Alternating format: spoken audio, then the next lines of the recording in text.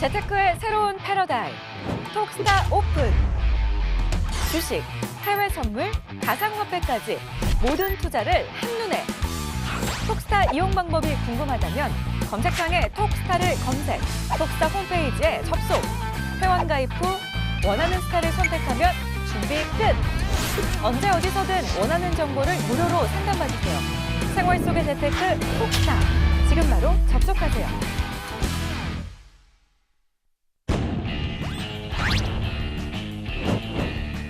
성장 가능성이 큰 종목에만 투자하고 해외 경제 시황을 기반으로 안정적이고 높은 수익률을 보여드리는 리치스타입니다. 스파이더 차트로 추세의 맥점을 잡는다. 차트 분석의 최강자 스파이더 스타입니다. 네, 안녕하십니까. 서울톡의 김본스타입니다. 야, 오늘 하루도 정말 많은 이슈가 있었는데요. 일단 뭐 좋은 이슈들, 나쁜 이슈도 많이 있었는데 일단 시장이 올랐으니까 모든 이슈들이 참 좋게 보여집니다. 일단 오늘 이슈들을 좀 살펴보면 일단 포스코에서 대규모 투자를 하신다고 또 하시네요. 또 상당히 고용에 상당히 좀 도움을 주겠다라는 건데 저의 기대는 이렇습니다.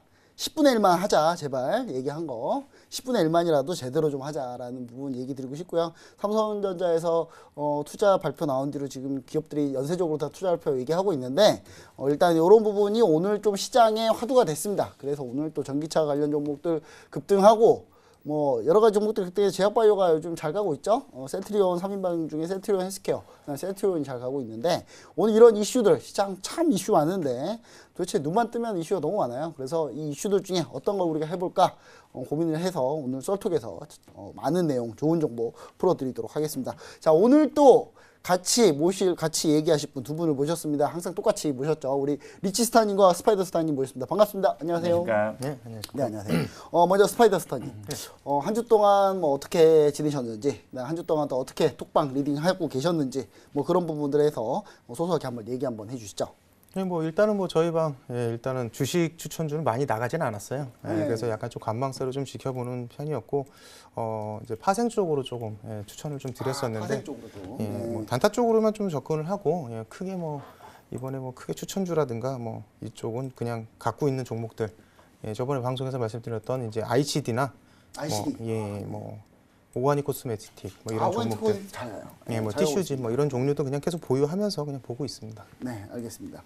네, 그리고 우리 리치스타님, 리치스타님도 뭐 일주일 동안 어떻게 지내셨는지, 뭐 리딩은 또 어떻게 하셨는지 좀 궁금하신 분들 많으니까요. 저희도 평소보다 종목 추천 많이 해드리진 않았고요. 일단은 지금 들고 있는 종목들이 뭐 한 종목을 제외하고는 전부 다 상승 중에 있고 또 나머지 한 종목도 매수가 근처일 뿐이지 손실 중도 아니라서 종목 추천 많이 없었습니다. 3종목 정도만 유료방에서 추천이 나갔었는데 장이 어쨌든 코스피 증시가 좀 상단 저항을 어느 정도 좀 확인하면서 그러면서 좀 올라오고 있어서 지금 뭐 단기적으로는 이제 박스권 상단에 좀 와가는 모양새이기 때문에 일단 현재 들고 있는 종목으로만 수익을 내도 충분하기 때문에 그렇게 공격적으로 투자는 하지는 않았습니다. 그리고 대신 뭐 국내 선물이나 해외 선물 쪽으로 좀 투자를 좀 많이 좀 했습니다.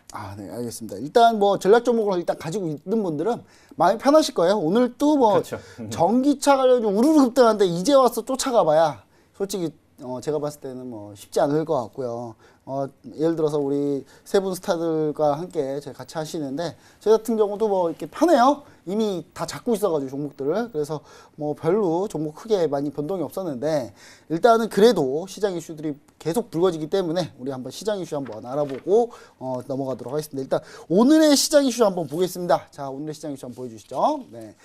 미국 지금 월초죠. 월초기 때문에 미국 같은 경우가 주요 지표가 월초에 우르르 나옵니다. 월초에 우르르 나오는데 이때 이후에서 하필 이탈리아발 불안감이 좀 있습니다. 이탈리아가 지금 GDP 3%가 부채 한도인데 이 GDP 3% 부채 한도를 넘을 가능성이 높기 때문에 지금 이 부분 때문에 약간 흔들리는 악재가 아닌가. 오늘 물론 무역 분쟁 이슈도 있고 2천억 달러 관세 부과가 이번 주에 예정돼 있지만 그래도 뭐 그건 이미 다 알고 있는 거니까 그 알고 있는 거 다 제외하고 지표 발표 한번 이탈리아발 불안감을 좀 우리가 좀 체크해보는 시간을 한번 갖도록 하겠습니다.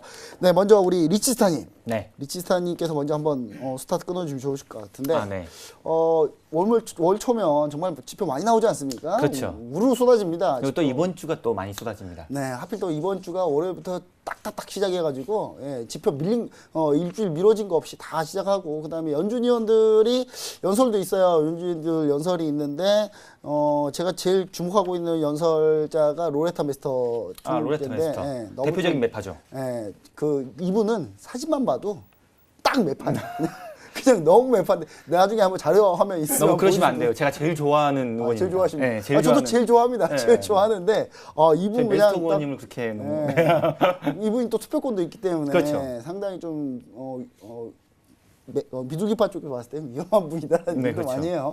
그래서 이런 전반적인 시황과 이슈에 대해서 한번 짚어주시죠. 네.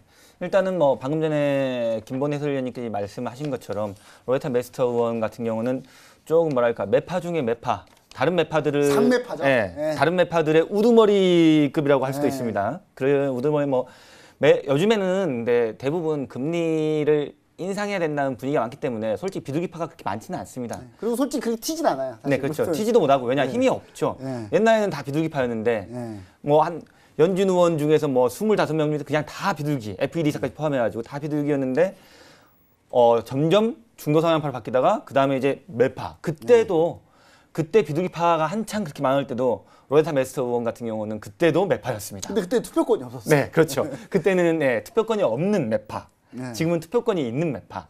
그렇기 때문에 뭐 금리 인상 같은 경우는 지금 뭐 그때도 저 지난주에도 말씀드렸지만은 뭐 연준 의장이 조금 트럼프의 가려운 것을 좀 긁어주면서 또 돌려서는 또 깎아내리는 그런 모양새를 했지만 어쨌든 간에 급진적 금리 인상이 아니라 점진적이라는 단어를 썼기 때문에 네. 이 부분이 시장에서는 이슈가 좀 있었고요. 제가 봤을 때는 뭐 이번 주 지표가 좀 많아요. 네, 예. 맞습니다. 지표가 참 많아가지고. 이번 주에 보시면 알겠지만은 이번 주 자체로는 ISM 비제조업 PMI 그리고 ISM 제조업 PMI, ADP 비농 그리고 이제 실업 수당 청구 건수, 고용 지표 등 굉장히 여러 가지 지표들이 있는데요. 논팜이 나오죠. 굵직한 것들이 다 모여 있는 주라고 보시면 되겠습니다. 네. 일단은 여기서 제가 봤을 때는 뭐 이전에도 계속 말씀드렸지만은 뭐 한 S&P 기준으로 네. 2,800 중반대부터 막 무조건 이제 당 떨어진다 하셨던 전문가들 그분들은 참 어처구니 없겠죠. 제가 그때도 계속 말씀드렸습니다. 미국은 펀더멘털 자체가 강하다. 쉽게 안 떨어진다. 결국에 지금 2,900 넘어버렸지 않습니까? 2,920까지 올라오고 그러는데 그걸로 따지면 뭐 나스닥은 뭐 몇백 포인트인데요. 그렇죠? 미국은 펀더멘털 자체가 강해요. 언제까지 자꾸 올라가는 종목을 자꾸 매도만 치시려고 하십니까? 그러시면 안 되죠. 일단 추세를 상응하다가 무너진 다음에 들어가도 늦지는 않는다는 거. 안 근데 그렇습니까? 개인 투자자들이 그런 게 있어요. 꼭지를 잡고 싶어요. 네, 꼭지를 잡고 싶었는데. 내가 꼭지를 잡아서 멋있게 매도를 쳐서 네. 거기서 또 매수도 똑같아요. 밀리면 내가 그러니까요. 바닥을 잡으려고 하는 네. 그런 성질이 있죠 좀. 주식에는 또 이런 말이 있죠. 떨어지는 칼날은 잡는 게 아니다. 네. 네, 떨어지는 손배입니다. 칼날은 떨어지는 칼날은 잡는 게 아니다. 이런 말이 있듯이 마찬가지로 달리는 말을 다리 걸려고 하시면 안 돼요. 다리 달리면 그냥 끊어져요, 올라타야지. 자꾸 다리를 걸려 그러면 되나요? 다리 밟힐 것 같은데. 좀. 다리 걸다가 이제 앞차기나 뒤차기 하면 당하겠죠. 어쨌든 간에 미국 증시는 펀더멘털 자체가 강합니다. 일단 이번 주에도 ISM 제조업 PMI, 비제조업 PMI, 구매자 지수를 이제 PMI라고 하죠. 이런 것들 그리고 ADP 비농 마찬가지로 봤을 때 보시면 알겠지만은 좀 전반적으로 부합, 그러니까 전망치의 부합 또는 그에 상응하는 이상되는 그런 뭐랄까 이제 좋은 지표가 나올 거다. 지표가 나오지 않을까. 물론 이제 좀 안 좋은 지표가 나올 수도 있지만은 전반적인 모양새는 아무래도 좀 좋은 모양새가 나올 확률이 좀 저는 있다고 생각합니다. 좋지는 않더라도 부합은 못해도 부합은 되지 않겠냐. 부합만 되더라도 미국 증시는 펀더멘털적으로 기업의 실적 자체가 좋기 때문에 올라갈 수가 있죠. 자꾸 전문가님들 매도를 보시는 전문가들이 있는데 매도는 어디가 꼭지인지는 아무도 모르잖아요. 솔직히. 그죠? 혹시 내가 안 잡아도요? 네. 남이 잡아요? 네, 내가 안 잡아도 누군가 잡겠죠. 마찬가지로 개인 투자자분들도 꼭지를 잡으려고 생각하지 마시고 무너진 다음에 차라리 뭐 S&P 기준으로 뭐 2,890선이 무너지고 난 다음에 들어가도 늦지 않는 거거든요. 2,890선. 네. S&P 기준으로. 지금 뭐 예를 들어서 뭐 지금 이제 2,900 막 넘어서고 막 그러고 있는데 거기 왔다 갔다 하고 있는데 굳이 거기 위에서 매도를 치다가 2,920까지 올라가면은 손실이지 않습니까? 그렇지 않습니까? 달리는 말에 올라타야 되는 게 맞는데 지금 올라타기에는 또 매수로 올라타기에도 굉장히 부담스럽죠. 그렇다면 일단 관망했다가 시장을 관망했다가 조금 꺾이고 난 다음에 추세의 변화가 있을 때. 추세의 변화가 있는 다음에 들어가도 나쁘지는 않다고 생각합니다. 그리고 이번에 뭐 이탈리아발 뭐 세태 이게 좀 이탈리아발이 좀 문제가 좀 있어요. 네. 이게 왜냐면 이탈리아가 이번에 그 정부 들어선 게 완전히 그 포퓰리즘 정부라. 네, 그렇죠. 네, 지금 돈 많이 써야 될 것 같아요. 제가 이번 봤을 때. 정부가 공무원들을 중요시하는 정부, 그러니까 뭐 복지를 중요시하는 정부라고 하지만은 어쨌든 포퓰리즘이죠.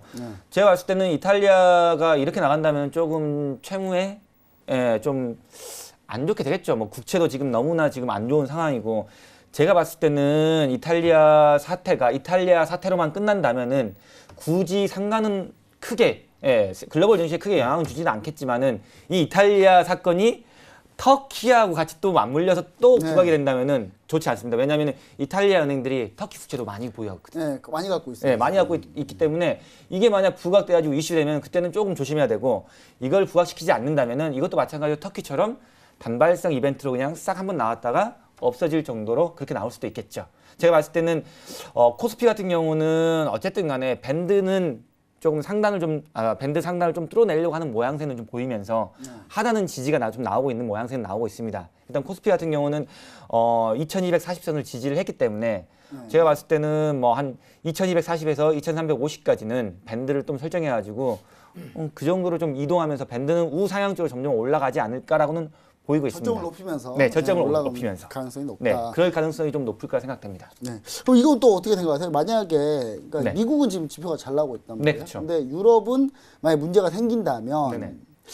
이게 이제 생긴다면 그러면 이제 유럽장만 좀 꺾이고 미국장은 계속 갈 가능성이 그러니까 예전에는 금융 동조하라 그래서 전 세계적으로 같이 무너지고 같이 올라왔는데 네. 이번에도 그러면 만약 이탈리아 발이 문제가 된다면 네네. 미국은 혼자 또 올라가고 유럽 쪽은 또 무너지면서 달러 강세되고 나머지 통화도 약세될 가능성은 좀 있나요? 일단은 이렇게 좀 전에 말씀드린 것처럼 이렇게 보시면 되겠죠. 이탈리아가 자기네 이슈로만 가지고만 뭐 뉴스가 나온다면은 그리고 그것만 인식을 한다면은 그렇게 큰 문제는 되지 않을 것 같습니다.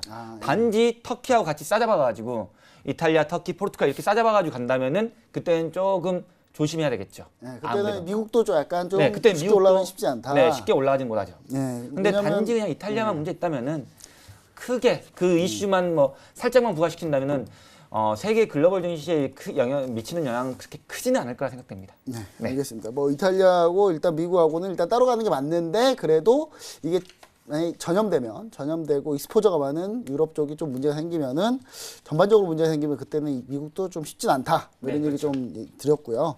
자, 그러면 이제 우리 스파이더사님께서 보시는 미국 지표 그다음에 이탈리아발 불안감 이건 어떻게 좀 보고 계시나요? 일단 뭐 저는 매달 기다리는 지표죠. 예. 네. 그 비농 지표를 제일 비농? 네. 비농 지표 발표에 저희가 이제 매매를 하기 때문에 가장 좀 그 기다리는. 타이밍에 저는 제일 좋아합니다. 예, 제일 좋아하고 사실 수익도 제일 많이 나는데 이제 한 두 달 동안 비농 별로- 전문이시군요. 예, 비농 좋아합니다. 예, 근데 비농이 이제 한 두 달 동안 별로 크게 움직이지는 않았어요. 그래서 네. 이번에는 나스닥이 좀 많이 올라가고 S&P가 많이 올라가면서 좀 약간 좀 변동성이 클 거다라고 예상을 해서 좀 노리고 있고요. 예, 그래서 수익을 좀 많이 기대하고 있고 지금 나스닥 같은 경우에는 사실 저희가 나스닥은 이제 증폭이 좀 있어서 좀 권유를 안 드렸는데 오늘 저희 이제 무료 카톡방에 이제 저희 이제 방에다가는 국선 선물 매도를 쳤습니다.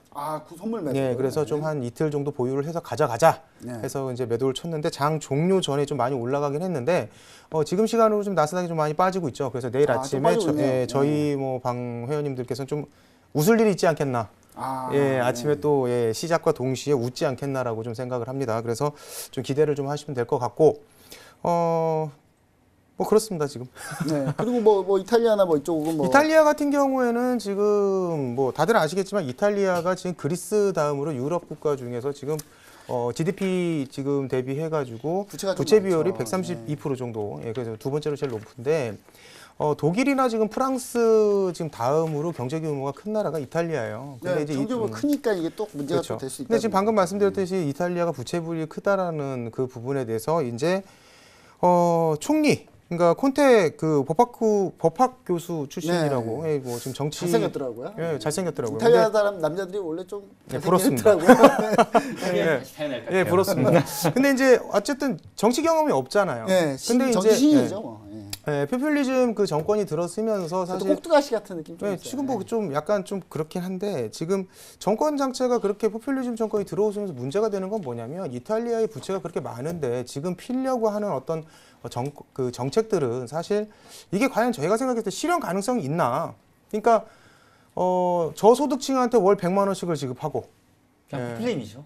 뭐 소득세율을 낮추고 뭐 다 좋다 이거예요. 그런데 나라 자체가 이탈리아의 어떤 지금 재정 그 상태가 네. 그거를 갖다 다 지금 받아들일 수 있을 정도로 시행 가능할 정도의 재정이 넉넉하냐라는 거죠. 그게 지금 연간 시행했을 경우에 지금 연으로 봤을 때는 127조인데 좀 그런 부분도 좀 없지 않아 있어 보이고 아까 리치 전문가님이 말씀하셨던 대로 뭐 다 똑같은 의견이에요. 그래서 이런 어떤 문제들이 계속적으로 어떤 시장 경제에 계속 뭐 리스크로 작용을 한다면 국내에 지금 투자가 분들은 이런 뉴스에 좀 관심을 좀 갖고 뭐 이란이 됐든 뭐 저희가 이탈리아가 됐든 좀 관심 있게 좀 보셔야 될 필요가 있지 않겠나. 네, 알겠습니다. 일단 뭐 이탈리아 같은 경우는 일단 이 정부 정책 자체가 사실 그 전체 팀이 이렇습니다. 그러니까 연정 구성하는 곳이 사실 연정을 한 번도 같이 해본 적이 없는 데가 연정을 했기 때문에 이 연정 자체가 사실 깨질 가능성도 또 있지 않나. 정치적 불안도 좀 있을 수 있다.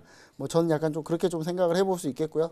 과연 이게 얼마나 확산이 되느냐 문제인데 제가 볼 때 이게 유로화가 또 달러화를 건들까봐 이게 이제 문제인 거죠. 유로화가 밀렸을 때 달러화가 올라갈 가능성이 있나. 지금 현재 달러 인덱스를 봤더니 살짝 반등하고 있더라고요. 그래서 과연 이게 또 달러가 올라가면 또 괜히 또 헤아라랑 또 터키 리라를 건들까봐 연쇄작용이 날까봐 이제 좀 그런 부분인데 이제 제가 봤을 때는 이번에 이제 지표가 사실 제 생각은 그렇습니다. 지표가 살짝 좀 미국 지표가 좀 안 좋게 나와서 달러를 좀 안 올렸으면 좋겠다는 생각도 좀 있어요. 아 근데 요즘에는 또 지표가 좋다고 해서 달러가 그렇게 그쵸. 올라가지는 않아요. 올라가지는 네, 꼭 그냥 그렇게 가진 않는데 그런 이슈들이 좀 나왔으면 좋겠다라는 생각도 좀 있고요.